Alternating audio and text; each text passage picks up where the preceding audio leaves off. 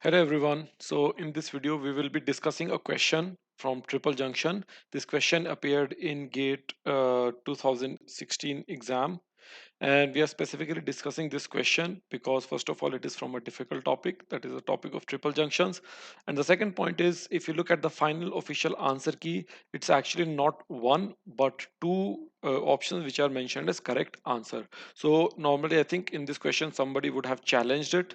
In the first key there was just one correct option, one correct answer, and the subsequent key mentioned actually two of the correct answers, so it was not a marks to all correction.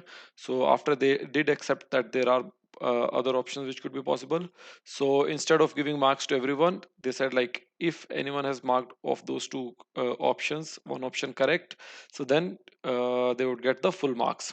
So what does this question say? Let's zoom it a little bit to read through it. So here you are given a schematic diagram of three oceanic plates forming a stable triple junction. So very important to remember that the triple junction here that is mentioned is stable, and we also need to remember the condition for stable triple junctions. Now here plate A subducts below plate C, so that is given to you normal to the plate boundary. So again it is orthogonal subduction, so A is subducting beneath C in this direction perpendicular to the trench, while the contact between plates A and C is a transform fault. So you have a dextral transform fault here, the bound between A and B plates. You have to calculate the boundary between B and C. So this is the boundary that you need to calculate. I shouldn't say calculate, but you need to find out what type of boundary is this. Is this a transform fault? If it is a transfer form, whether it is sinistral or dextral, or whether it is a mid-oceanic ridge, or whether it is a subduction zone. So to solve this kind of question, many people they just relied on their intuition or thinking what would happen in here and just drawing some arrows. But that is not the proper way to do this kind of questions. The proper way to do it would be to use the criteria for stability.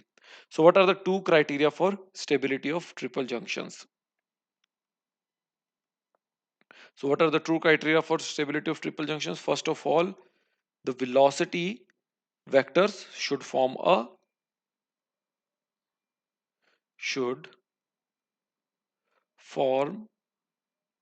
a triangle, and the second condition is that needs to be specified, or which needs to be met for a triple junction to be stable, and that is the velocity lines should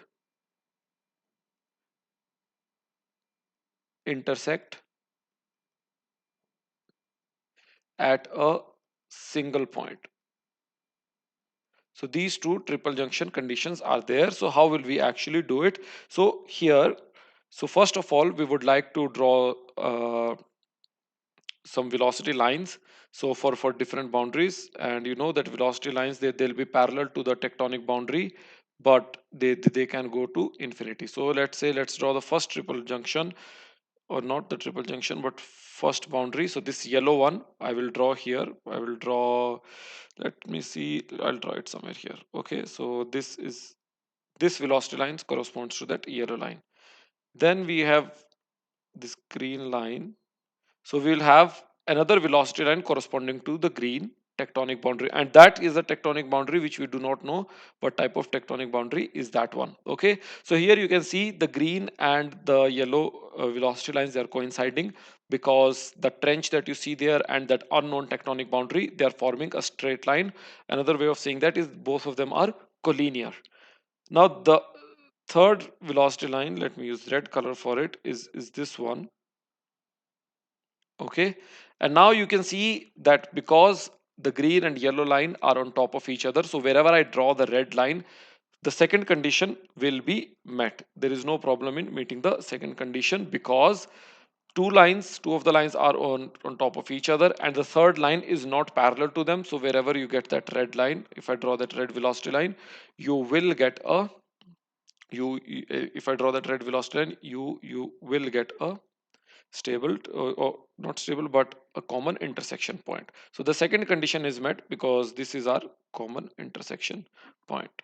Okay, Let me write the names of these triple junctions as well. So triple junctions, usually the convention is to use small letters to write their names. So the green one, for example, is between B and C. So we'll write BC velocity line. The yellow one is between A and C, which is now hidden under green velocity line. So I'll write that as AC velocity line. And the red one is AB velocity line. Now we need to draw the velocity triangle. I'll use black color for it. Okay, so the first point that we need to mark, I think the easiest one will be to put the point for the trench and plate C, which is overriding plate. And you know, overriding plate with respect to trench, it is assumed to be stationary, so it will lie on the velocity line AC itself. So on that yellow line it will lie. So I will plot it somewhere here. So that corresponds to the velocity of C. Now this C is capital C. So now for velocity vectors we will use the capital terms. This is C, and now we know that our subduction is orthogonal. So the subduction is taking place perpendicular to this yellow line. Okay, so whatever the angle that you're forming, it is taking perpendicular to that yellow line. So I have to draw from here, from C, a perpendicular line corresponding to the rate of subduction. Okay, so I will draw it again using black color, this one. Okay, so this is C, and this point should be A.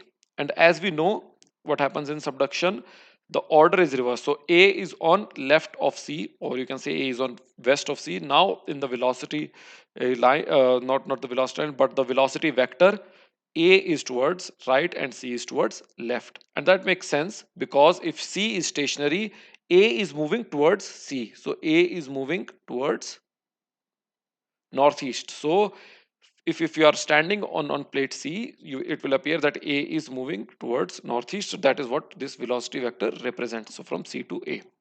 That is one velocity vector. The other one, the other velocity vector that we have is between A and B. Now we know for a transform fault, the AB velocity vector will lie on the velocity line itself because the relative motion between the plates is parallel to the tectonic boundary. But here, if it will move from A, what will be the length of that velocity vector? So length can vary. Okay, so we can draw that velocity vector towards B, and B will be towards left of A because you can see B is moving towards left with respect to A. So if you're standing on A, B would appear to move towards left. So B would be towards left of B velocity vector, would be towards left of A velocity vector. So the thing is, where do we stop? Okay, do I plot B here? Let me call it B1, that is possibility 1. Or B, should I plot it somewhere here? Let me call it B2. Now either of these cases actually is possible. So that is the issue with this question. Either of these cases is possible. So if B1 is possible, okay, let's say B1. So what will my velocity vector look like? So my velocity triangle, let me take a copy of this image as well, because now there are two possible scenarios here. I'll copy it. So the first one is that this is my velocity triangle ABC. So according to this velocity triangle that we just drew, B is towards right of C. Okay, whereas on this picture B is towards left of C. So what is happening is this, if this velocity triangle is the possibility, if this velocity triangle is a possibility, then the boundary here between B and C is a subduction boundary. Again, the direction is, so direction of subduction is parallel to this black line. So here it is subducting not perpendicularly, but in this particular case here. Now other B values are also possible between B2 and B1. So angle of subduction will change based on that, and the rate of subduction will also change. The other possibility towards the extreme end is B2. Okay, so this is the green line that we are forming, so that will be B2. So what will happen in this, in that particular case, if B2 is the possibility, let me draw this again here.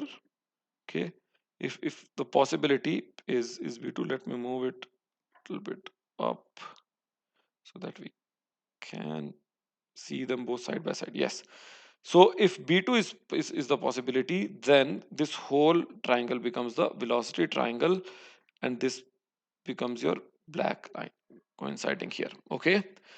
Now this is the correct B. We are considering this B. In the previous case, we considered that B.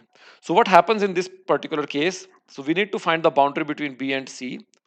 So this is in the first case we found that the boundary was actually this particular boundary, and now in this particular case it will be this one. So what is happening here in case number 2 is that you have that velocity line, green velocity line, and the velocity vector is parallel to the velocity line. So it means that it is a transform fault. Now we need to determine the sense of motion of that transform fault. We can see that B is moving towards B is moving towards northwest with respect to C. Okay, so B is moving towards northwest means this arrow on B will point towards that direction, whereas C is moving towards southeast. So this is a, so if you look at the motion again, this is a dextral transform fault. Okay, so if two cases, in both the cases you are forming a stable triple junction because the velocity lines meet at a single point. So the single point that I'm talking about is this point. In both the cases they meet at a single point, and in both the cases you're forming a velocity triangle. Okay, now it cannot be a mid-oceanic ridge because in a mid-oceanic ridge the velocity line, if BC were a mid-oceanic ridge, the velocity line, that red line has to be, the red line has to be in the midpoint between B and C. Okay, and then the order of B and C should also be, if B should be on left and C should be on right. So it will be probably somewhere, you may say that B could come on right in this particular region. If let's say I write it as B3, so it's towards left of C now. But in this case, if I draw this BC velocity vector, the velocity line is passing through C. It is not passing through the midpoint of B and C. So in case of mid-oceanic ridge, if I have this velocity vector B and C, the velocity line, that green line, should pass through the midpoint, which is not the case. It cannot be through the midpoint because then you will not have that transform fault between A and B. And the transform fault that we have in here is actually a dextral transform fault. So the correct answer for this would be, it could either be a subduction zone or a dextral transform fault. So either B or D. Okay, so the correct answer for this is either B or D. In 2016, we didn't have multiple correct answer types, but in future, such a type of question come in multiple correct answer types. So in 2061, if you mark the answer B, either B or D, you would get correct, you will get full marks. Otherwise, you will get negative marks if you mark A or C. Now, thank you very much for joining me in this lecture. If you have any questions, you can post them in the comments below. Please subscribe to our YouTube channel uh, to keep receiving updates regarding the new videos that we upload. So you can also click on the bell icon for that so that you get a notification every time we upload a video. And if you want to learn more about triple junctions and so many other problems in geology that are super important for competitive exams like GATE, NET, or GSI, please check out our latest course for GATE and GSI, which will also be very helpful if you are preparing for NET exams. And please check it out on our website. And I will put the link in the description below. Thank you very much, and I will see you in the next video.